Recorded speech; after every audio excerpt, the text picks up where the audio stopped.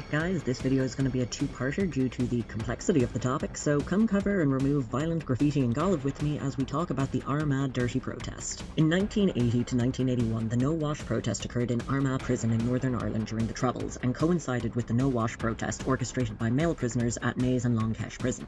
Armagh Prison was the only female prison in the north during the Troubles, though it did also hold male prisoners in separate wings. During the Troubles, most of these prisoners were members of Republican groups, primarily different IRA factions, but there were loyalist and non-IRA aligned Republicans imprisoned too. The prison contained wings A, B, and C, but it was C wing that the No-Wash Protest was held in. Between 1972 and 76, prisoners convicted as members of the IRA were awarded special category status as political prisoners, but this was revoked in 1976. Prisoners in Armagh Prison lost many rights, including visitation, remission, and recreation allowances, had religious paraphernalia confiscated, and were put into solitary confinement for 23 hours per day. February 1980, prison officers began a search for clothing used in commemorative marches staged in the prison yard, including black berets and clothes that bore the Easter lily. The search escalated and officers in riot gear began beating Republican women prisoners, and following this, prisoners were confined to their cells for 24 hours, not allowed to use toilet facilities. On February 7th, 1980, Mairead Farrell and over 30 other women began refusing to use toilet facilities, beginning the No-Wash Protest. Participants smeared the walls of their cells with urine, menstrual blood, and feces, refusing to change clothes and refused to clean their bodies, teeth, or hair. Sheila Dara described that although they eventually became used to it, the excrement smeared on the walls initially made the women vomit. Windows were boarded up to prevent women from emptying chamber pots out cell windows, leaving them in total darkness and without fresh air.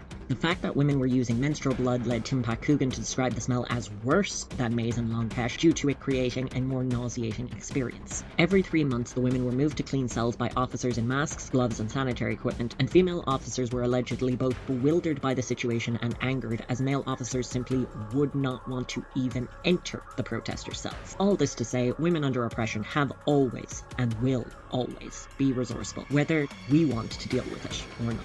On that note, Sisters for Gaza is an amazing group of women working in Ramallah, Palestine, and the US to get women, girls, and people who menstruate the sanitary equipment they need. Fresh underwear, pads, tampons, none of this has been allowed into Gaza since 2023, and it is something criminally underlooked. Look around your house and see how many things you could realistically use in an emergency flow, and then blow half of them up. So I want you to donate as much as your last box of products. Mine was a few years ago, so I had to check the current price, but the link to support Meg, Diala, and Sarah is in my bio, and if you can't support, you know what to do. Hit all 4 buttons on screen and share it with someone who can. Whether or not they get these resources, women, girls, and people who menstruate in Gaza will use whatever resources they can, but we should be able to help.